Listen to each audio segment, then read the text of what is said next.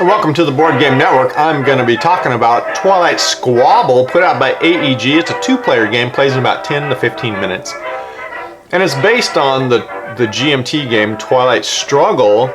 It's the same theme, the Cold War and the balance of power going back and forth.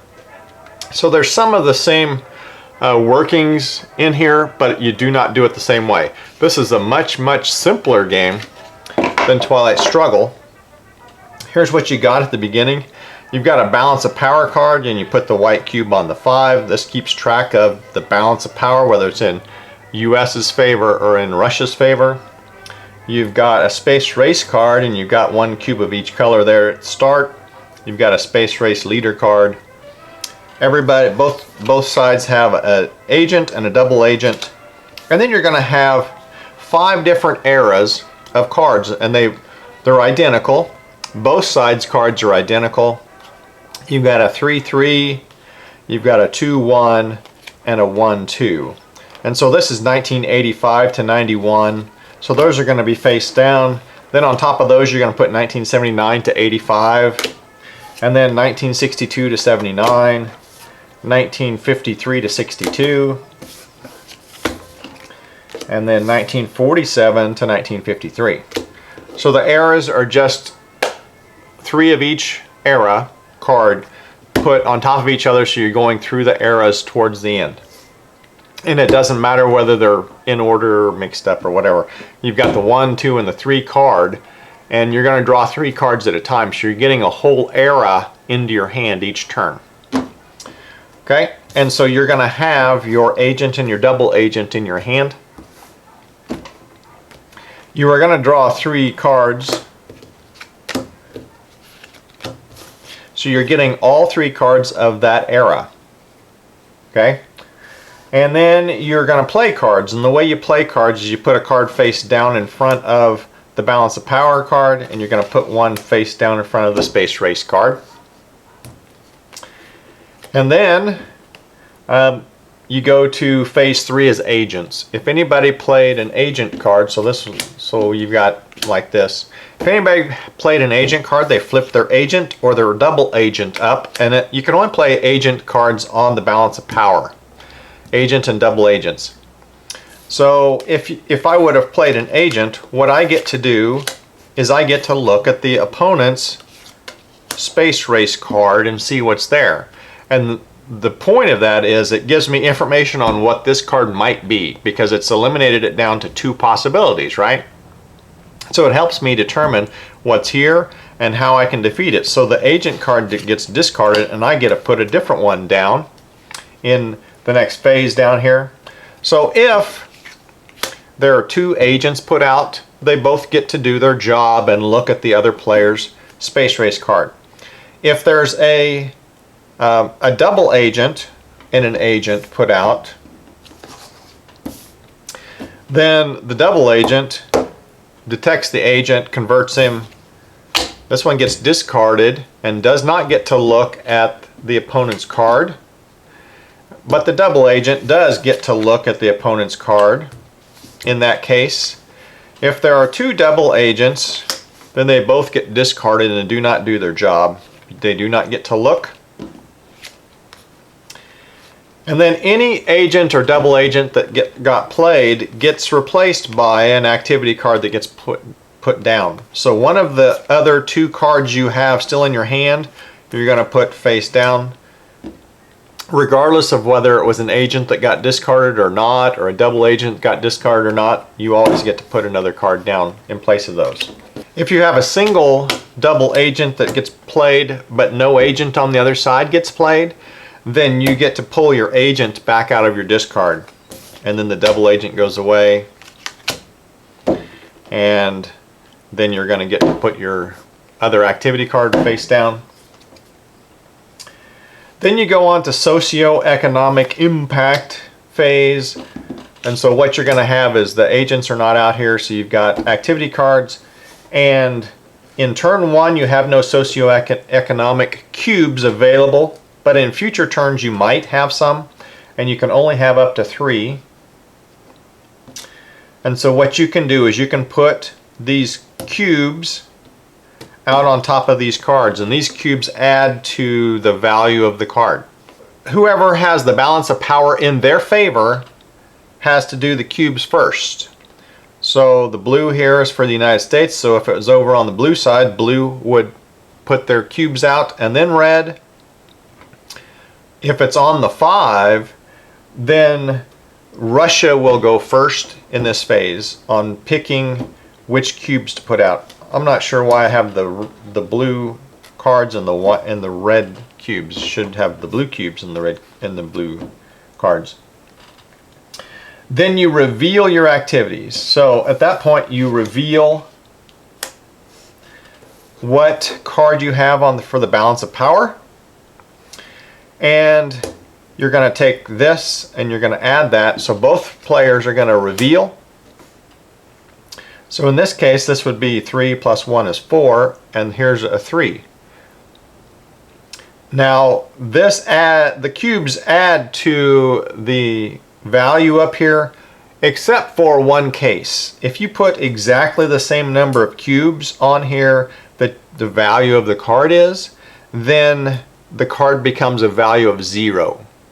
Okay, which is very strategic in some future on fighting this battle of power here. So always remember that if you put the same number of cubes that the value of the card is, the card becomes a value of 0. So once you've revealed, then you do counter activities is phase 6. And counter activities says, if I can play a card in my hand that has a counter value, which is the bottom value, bottom right, that equals the value of the card that my opponent played exactly, then I can counter that card. And it has nothing to do with cubes. So it doesn't matter whether there's cubes out there or not cubes or anything. So you'll notice the 3 has a 3, but the 1 has a 2 and the 2 has a 1. So if you think your opponent's going to play a 3, then you need to hold the 3 so that you can counter it. And what happens when you counter is you discard the card that you used to counter, and it discards your opponent's cards. Any of the socioeconomic cubes that were on that card get discarded immediately, so they do not add. And the counter activities happen in the order of whoever's balance of power it is. But if it's on a 5, then America goes first in this phase for choosing whether to counter the opponent's card. And then you take and you add up the card plus any socioeconomic cubes on it. Add that, add your opponent's, subtract the 2, and then move that distance on the balance of power card in that person's favor. So in this case, let's say I had a value of 3 for United States, so I would move over 3 spaces. In the case where that was still out, there would be 3 here and 3 there, so it would not move this cube at all. Then you do the space race, and you flip the space race card over. You take the number in the upper left hand corner, you add any cubes to it, and whoever has the highest value moves their cube up 1 space. So it doesn't matter what the difference is, does not matter. You only move up 1 space. And these spaces here have benefits. The first one lets you pull a cube from the supply. This is your supply out here. Pulls one of your socioeconomic cubes over so that you can use it in a future round. The second one lets you move the balance of power cube 1 in your favor, and these are both optional, so you don't have to do them if you don't want to. And then the third one, the planet one here, lets you take the space race leader card permanently for whoever gets there first, and that's something that the rule book does not cover. But that is permanently held at that point. At the end of the space race phase, whoever is in the lead here takes the space race leader card, If it's a tie, then it does not change hands. It stays with whoever had it. If there's a tie for value, some of these cards you'll notice has a space symbol up here in the corner, and that would break the tie. So if the values are equal, but one has the space symbol, then it would let them move up on the space race. So in the socioeconomic event, if you still have an activity card in your hand, you can discard it to take that many cubes, socioeconomic cubes, and put them in over here so that you can use them in a future turn. You cannot take more than what is over here, and these that got played on your cards have not been yet discarded. So you cannot take these ones back. And then at the end of this phase, these get discarded, and any cards that you played and any cards from this era in your hand get discarded. So you always get rid of all 3 of your era cards for that era. And then you check for victory. And the way you check for victory is if you've gone through the entire deck, so you've gone through all of the eras, then whoever side balance of power is on, they are the winner. The other way to end the game is to hit a mushroom cloud, which is mutually assured destruction. And if you'll notice, the blue track here ends with a red mushroom cloud, and the red track ends with a blue mushroom cloud. So anytime this cube actually hits the mushroom cloud, it doesn't matter when it could happen, anytime it hits the mushroom cloud, the game immediately ends and you check for victory.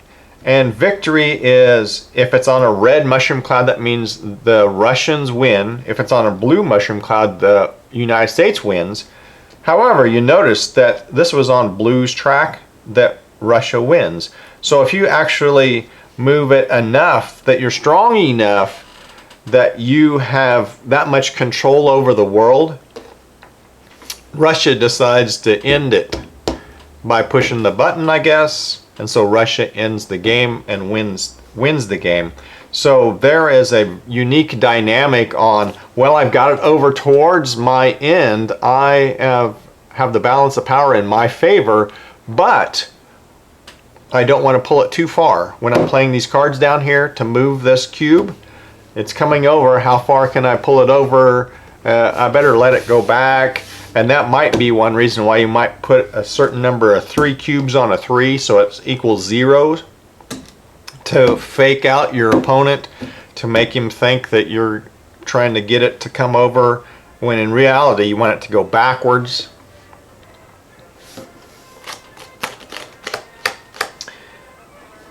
These cards here are cards that get added once you've played it a couple of times. And once you've drawn your cards at the very beginning, you're just going to flip one of these up and it affects that round. This one says, each player automatically gains a socioeconomic token at the end of his turn.